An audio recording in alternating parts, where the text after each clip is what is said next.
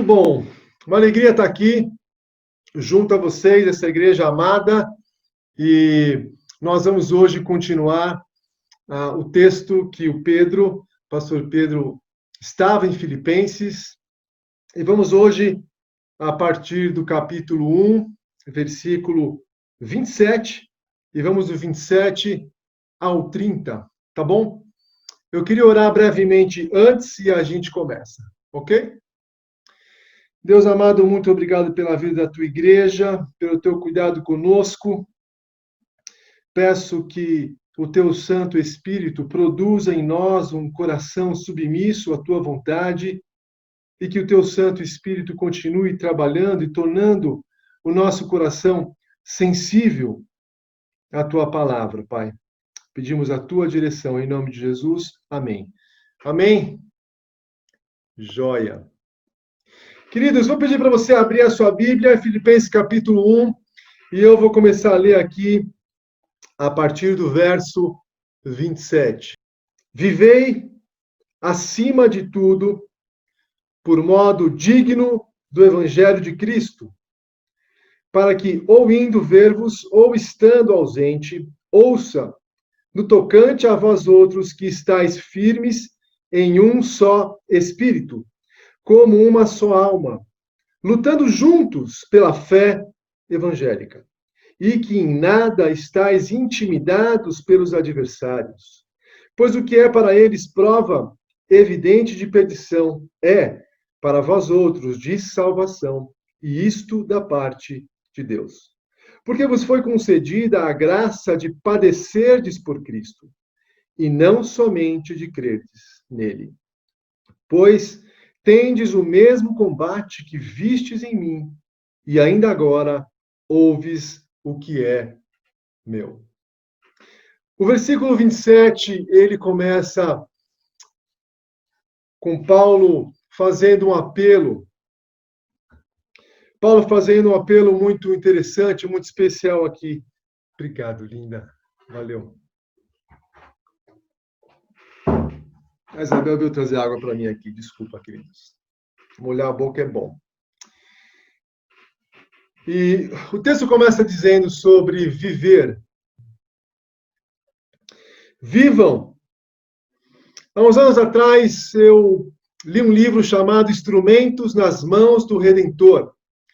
E eu nunca esqueço que esse livro tinha um capítulo, e esse capítulo começava com uma frase, com uma pergunta. E a pergunta era: por qual motivo você se levanta todos os dias pela manhã? Por qual razão você se levanta todos os dias? O texto nos leva a pensar sobre a nossa própria vida e qual é a razão do nosso viver. Quais são as motivações, as razões que faz você e eu, todos os dias, acordar pela manhã. Vivam acima de tudo, independente das circunstâncias, independente daquilo que aconteça. Paulo, por exemplo, está passando por uma situação preso, algemado, em cadeias. Mas independente do que nós estejamos vivendo em nossa vida, seja naquela semana em que tudo vai bem, seja naquela semana que tudo vai mal, seja doente, seja com saúde, seja favorecido por uma situação ou desfavorecido, seja em tempos de pandemia ou não, seja com emprego, ou seja sem emprego. Acima de tudo, não importando aquilo que aconteça, vivam por modo digno do Evangelho de Cristo. Ah, que texto lindo esse! Acima de tudo, independente das circunstâncias, vivam do modo digno do Evangelho. O que essa expressão, o que essa sentença significa é: somente de forma digna do Evangelho, exerçam a vossa cidadania. Vivam como cidadãos dignos do Evangelho. Que a nossa conduta de vida seja um testemunho a favor da mensagem de Cristo. Será que dentro da sua casa, no ambiente onde você está com o seu marido, sua esposa e seus filhos, quando eles olham para você, será que eles podem afirmar: o meu pai, a minha mãe, o meu marido, a minha esposa, os meus filhos são um testemunho vivo a favor da mensagem de Cristo? Vivam por modo digno do Evangelho, para que, ou indo ver-vos, ou estando ausente, ouça no tocante a vós outros que estáis firmes em um só Espírito, como uma só alma, lutando juntos pela fé evangélica. Interessante esse texto aqui. O que Paulo está dizendo é o seguinte: olha, eu presente com vocês, ou somente ouvindo a respeito de vocês, que aquilo que eu ouça a respeito de vocês, ou estando aí presente, seja que vocês estão vivendo uma vida bonita, que vocês estão tendo uma conduta de vida digna do Evangelho de Cristo. Eu gosto muito de um testemunho de uma moça, há alguns anos atrás. Ela foi chamada à frente da igreja pelo pastor para dar um testemunho rápido ali. E ela era uma ajudante do lar, trabalhava ajudando algumas casas. E o pastor chamou ela ali e disse: olha, eu queria que você desse aqui um breve testemunho. De que prova você vê em sua vida de que você foi transformada por Cristo? De que prova você identifica de que você, de fato, entregou sua vida a Cristo? Aquela moça, meio sem jeito, um pouco tímida, disse assim para a igreja: sabe, igreja, antes de eu conhecer a Cristo, eu trabalhava melhor quando os meus patrões estavam aqui. Na frente deles, eu dava tudo o que eu podia, limpava bem. Mas quando eles saíam, aí eu fazia de qualquer jeito. Afinal, não tinha ninguém. Mas agora que eu tenho uma conduta digna do Evangelho, que eu fui alcançada por Cristo, eu limpo melhor ainda a casa quando eles saem. Porque agora eu sei que eu trabalho e que eu vivo para um outro Senhor. Que baita testemunho! Esteja eu ouvindo a respeito de vocês, ou vendo que vocês sejam os mesmos. Quero abrir um parênteses aqui. O texto continua dizendo de que ele gostaria de ouvir de que eles estivessem unidos em um só espírito, como uma só alma, lutando juntos pela fé evangélica.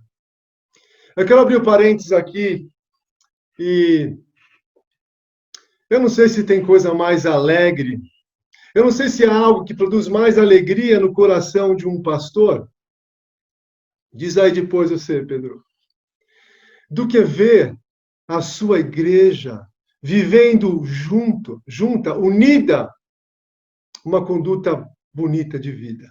Eu não sei se tem algo que produz mais alegria no coração de um pastor do que ver a sua igreja vivendo em santidade.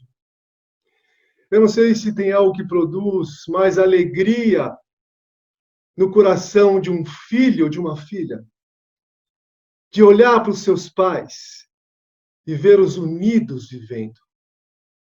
Ou olhar para os pais e ver que eles estão dispostos a se reconciliar e manter a unidade de novo. Eu não sei se tem algo que produz mais alegria no coração de um pai e de uma mãe, de olhar para os seus filhos escolhendo boas amizades, construindo uma boa unidade juntos. Queridos, só que esse texto aqui tem um segredinho, isso é que eu posso dizer aqui, um pouco aparente, aqui meio escondido, meio aparente. Queridos, viver do modo digno do Evangelho, que eu quero traduzir aqui como santidade, Paulo não está se referindo a isso somente a nós individualmente. Paulo está desejando que haja uma santidade comunitária, uma santidade coletiva. Paulo está fazendo um apelo para que a igreja de Filipos viva em santidade comunitária. É mais ou menos a ideia de você jogar uma semente em uma boa terra. Uma terra que precisa ser cultivada, adubada na medida certa, trabalhada, bem cuidada. E essa semente caindo em boa terra, que somos nós, que é a igreja, vivendo em santidade, essa boa terra, essa terra de boa qualidade, essa semente caindo nessa boa terra, ela vai produzir bons frutos. Uma semente caindo em boa terra, que somos nós, vivendo em santidade, cada um individualmente fazendo um esforço de buscar a santidade. E assim, como comunidade santa, produzindo frutos. E eu quero destacar somente 3 frutos que essa santidade comunitária pode nos trazer, olhando para o texto. Isso é lindo. Queridos, a santidade comunitária trará para nós, como comunidade, o primeiro fruto, que eu gosto muito, é o fruto de uma unidade inabalável. Fruto de uma santidade coletiva é a unidade inabalável. O texto diz que vocês estão firmes em um só espírito, como uma só alma, lutando juntos pela fé evangélica. Essa unidade inabalável não vem por acaso. Não acontece como um passe de mágica. Nós que temos famílias sabemos muito bem disso. Como é difícil a gente conseguir manter uma consistência de unidade. É ou não é? É um baita desafio. Tem dias que vai bem, tem dias que são difíceis. Mas é desejo de Deus que nós sejamos mais consistentes e perseverantes em termos uma unidade inabalável. Essa unidade inabalável, ela deve ser construída ao longo do tempo. Essa unidade inabalável, ela precisa ser construída debaixo de dois pilares. É o pilar do compromisso e é o pilar do propósito. Unidade inabalável é resultado de um esforço de nós nos alicerçarmos em 2 pilares. O pilar do compromisso. Queridos, prestem atenção aqui todos. Nós precisamos, como igreja, como grupo, como comunidade, assumir o compromisso entre nós, entre irmãos, de viver em santidade. Há de haver um compromisso sério, constante, contínuo em cada um de nós, de vivermos uma vida bonita diante de Deus. O segundo pilar é o pilar do propósito, que o texto diz de maneira linda e poética, que vocês estejam como em um só espírito, como uma só alma. O que significa aqui é que vocês estejam unânimes em torno do mesmo propósito. E o propósito é que nós vivamos para Cristo. Unidade inabalável deve ser construída ao longo do tempo, não vem como um passe de mágica, não acontece da noite para o dia, mas ela deve ser construída sobre o pilar do compromisso, compromisso nosso assumido de vivermos em santidade a despeito de todas as circunstâncias. E o pilar do propósito de vivermos para Cristo. Essa semana eu já tive um gostinho nessa igreja tão amada já por nós, na quinta ou sexta-feira, não lembro, de ver uma unidade inabalável. Homens fazendo 1, 2, 3 viagens, sendo que a segunda viagem eu nunca vi tanta cadeira empilhada num caminhão, acho que bateu o Guinness nem de Atibaia, acho que o Guinness do Brasil. Incrível a unidade desses homens. Não vi um reclamar, não vi um fazendo cara feia. um baita exemplo de uma unidade inabalável. Eu gosto muito demais da história de 3 jovens, e jovens que estão aí, me escutem. Vocês devem conhecer bem essa história, é a história de 3 jovens que viveram no Antigo Testamento. Sadraque, Mesaque, qual que é o terceiro que todo mundo esquece? Abdinego. Sadraque, Mesaque, Abdinego. Queridos, imaginem vocês. Enquanto eu conto essa história, eu quero que vocês imaginem a cena.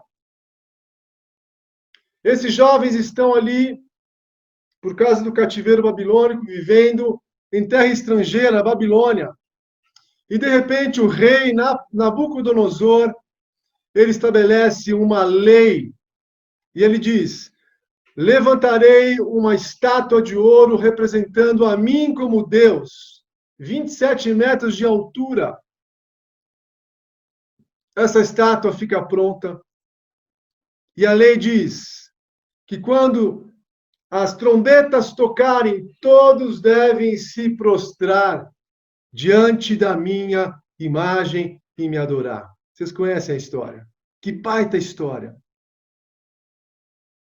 E o texto diz em Daniel capítulo 3, que, escutem, imaginem a cena, povos, nações, reis, ao ouvir a trombeta, se dobraram e se curvaram à imagem de Nabucodonosor.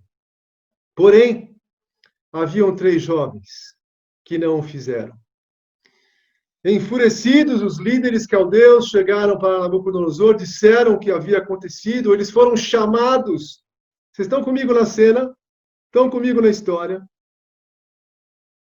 E esses 3 jovens, diante do rei, respondem assim: se o nosso Deus, que bonito falar, o nosso Deus, se o nosso Deus a qual servimos quiser nos livrar, seremos livrados.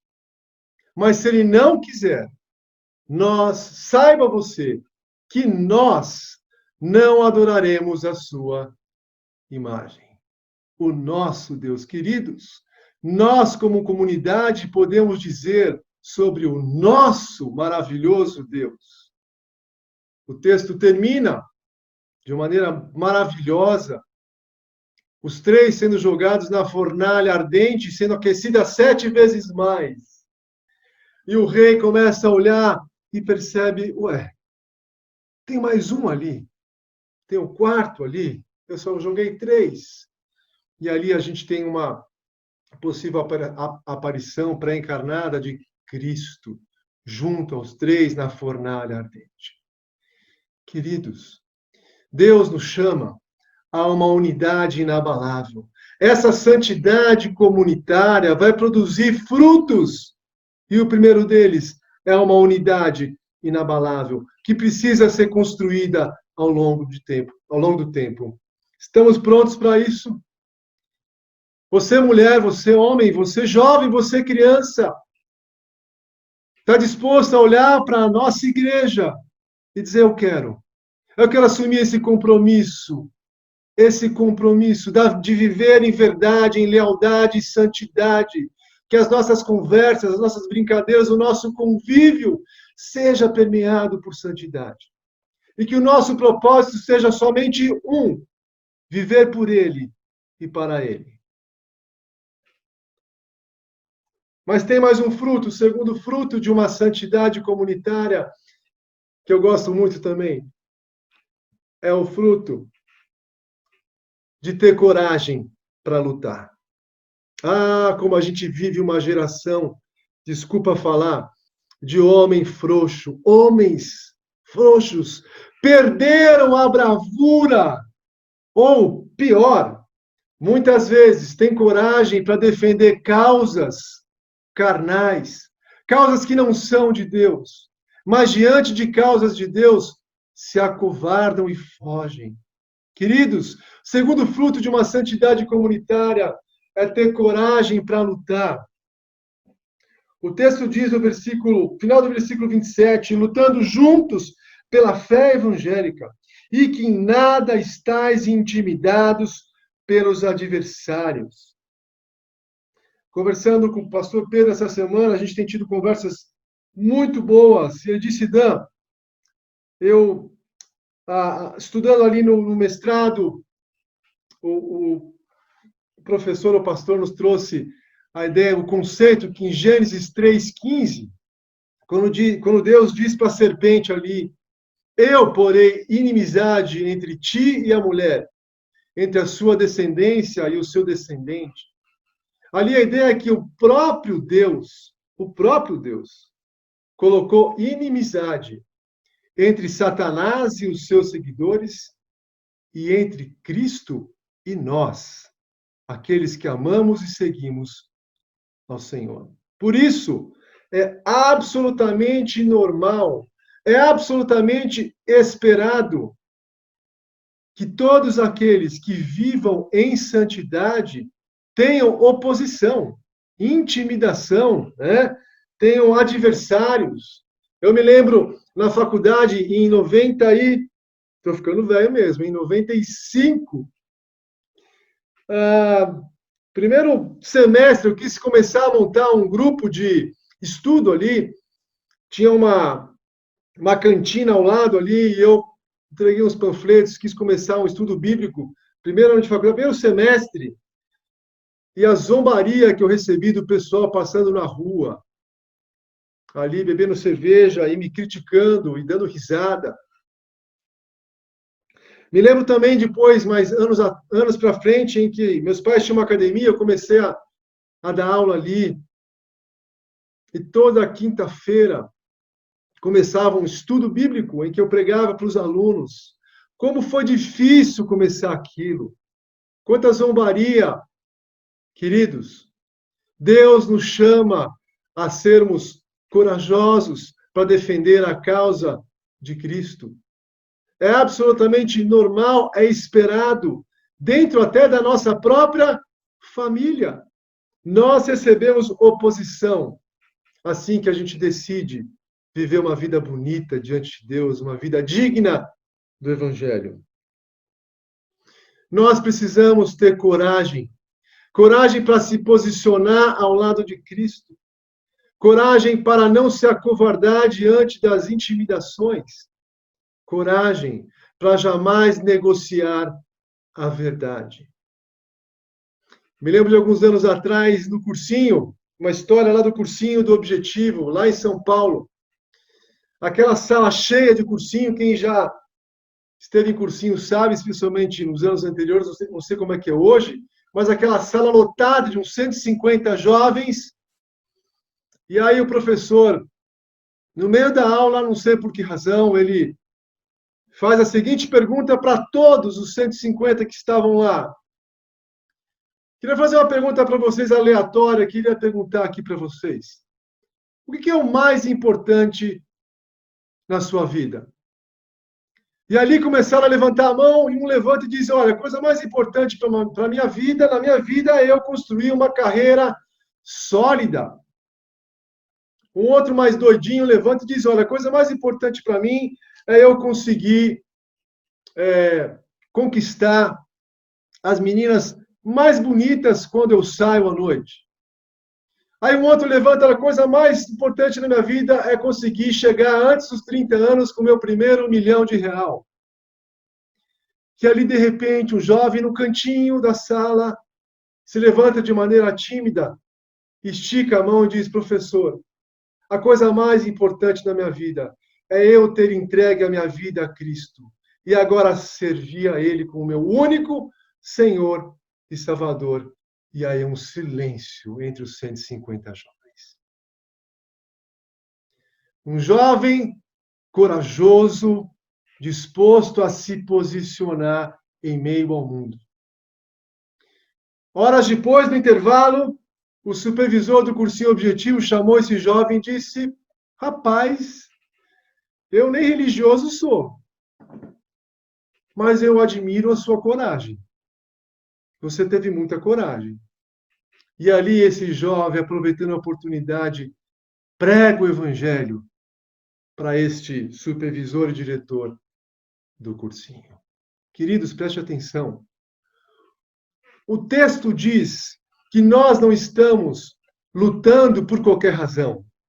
Nós não estamos lutando por um melhor emprego, nós não estamos lutando por uma melhor casa, nós não estamos lutando nem por saúde, nós estamos lutando por Cristo e a sua mensagem. Uma mensagem de salvação eterna, uma mensagem viva que tem atravessado os séculos de perseguição, mas se mantida viva. Sabe por quê? Porque vem da parte de Deus. Vem da parte de Deus. Quem não conhece a história de Atos 5, quando Pedro e os apóstolos estão pregando no início da igreja ali, de maneira destemida e corajosa, e alguns sacerdotes enciumados, furiosos, chegam para Galileu, para Gamaliel, o mestre da lei, e diz: olha, esses homens aqui estão pregando, estão transtornando a cidade. E Gamaliel olha para aqueles sacerdotes, eu posso imaginar a cena, e diz: olha, já tiveram dois aí que apareceram falando de um Cristo, mas não vingou. Acabou, ninguém fala mais neles. Deixa esse tal de Pedro e esses apóstolos falarem dessa mensagem, porque se não for de Deus, vai morrer. Mas se for de Deus, nada poderemos fazer, porque estaremos lutando contra o próprio Deus. Uau! Queridos, santidade comunitária em nossa igreja, santidade comunitária em nós, vai produzir frutos, e o primeiro deles é unidade inabalável. Segundo fruto, coragem para lutar. E o terceiro fruto, o privilégio de sofrer. Versículo 29. Filipenses 1, versículo 29. Porque vos foi concedida a graça de padecerdes, ou sofrerdes por Cristo, e não somente de crerdes nele. Queridos, impressionante isso aqui.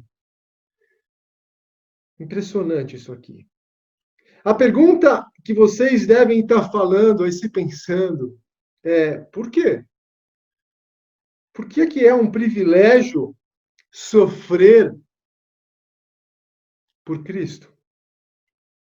Eu quero dar algumas razões de por que é um privilégio, essa é a palavra, um privilégio sofrer por Cristo. A primeira razão porque é um privilégio sofrer por Cristo é porque foi concedido por ele esse privilégio. Galera, presta atenção, o texto diz que foi Deus quem concedeu a nós, ou seja, é da vontade de Deus que eu e você soframos por Cristo. E a minha pergunta é: tem algo que Deus concede a nós que é ruim? Tem algo que é da vontade de Deus que é ruim para nós? Claro que produz em nós lutas, dificuldades, sofrimento, angústias, mas é por um bom propósito. Sofrer por Cristo é um privilégio porque foi dado por Ele esse privilégio. É graça dele. Sofrer por Cristo é um privilégio porque aprendemos a conhecê-lo melhor e a confiar nele melhor em tempos de sofrimento. Incrível que o texto diz que a nós foi concedida a graça ou o privilégio não somente de crer, mas de sofrer por ele. Essa palavrinha crer não está aqui junto com sofrer por acaso. Crer e sofrer são coisas que andam juntas. Precisamos aprender a sofrer confiantemente de que Ele está no controle, de que a luta é dele.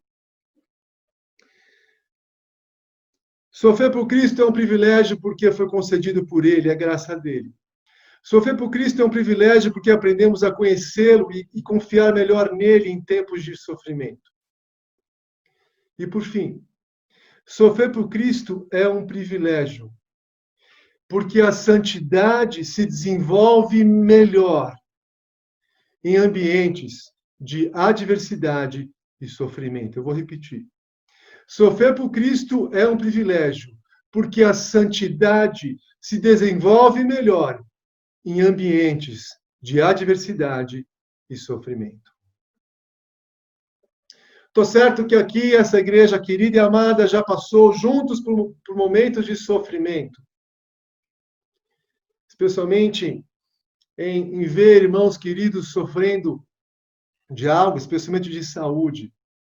E eu estou certo que essa igreja tem crescido em santidade por experimentar juntos, sofrer juntos por Cristo. É ou não é?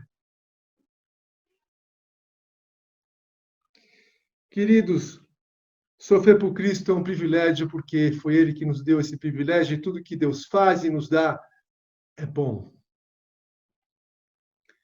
E por último, versículo 30. Paulo termina de maneira magistral aqui, dizendo: pois tendes o mesmo combate que vistes em mim, e ainda agora ouves o que é meu. O que Paulo está dizendo é o seguinte: vocês me viram anos atrás, vocês têm acompanhado a minha vida, vocês têm visto a minha conduta digna do Evangelho, vocês têm visto a minha vida de santidade, mesmo em circunstâncias adversas. Vocês têm visto eu sofrer por Cristo, eu lutar por Ele e eu viver por Ele. Agora façam isso juntos, como igreja. Aprendam juntos a experimentar a graça de Deus de sofrer por Cristo. Aprendam juntos a lutar por Cristo e a sua mensagem. Desenvolvam juntos coragem para lutar. Desenvolvam juntos uma unidade inabalável. Queridos, que essa santidade comunitária, de fato, caia em boa terra. Caia em boa terra. E que ela produza frutos. E que mesmo, como cantamos no início, marcharemos com coragem, mesmo que venham tempos difíceis, que a nossa unidade seja inabalável e que seja construída em torno da verdade, da lealdade e da santidade. Que a gente tenha como desejo único construir uma unidade inabalável. Que a gente, de fato, tenha como segundo fruto coragem para mudar, coragem para lutar. Que a gente lute com coragem, a exemplo de homens e mulheres que já fizeram isso. E, por fim, que a gente experimente o privilégio de sofrer por Ele. Juntos, lutarmos, vivermos e sofrermos por Cristo. Queria terminar orando, pode ser? Deus amado, o Senhor ama a nossa igreja, Pai. O Senhor ama os teus filhos. Deus produz em nós uma santidade coletiva, uma santidade comunitária. E que essa semente caia em boa terra e produza frutos. Produza em nós uma unidade inabalável. Produza em nós coragem para lutar. E que produza em nós, como fruto, o privilégio de sofrer pelo Senhor, Pai. Oramos assim em nome do teu Filho Jesus. Amém.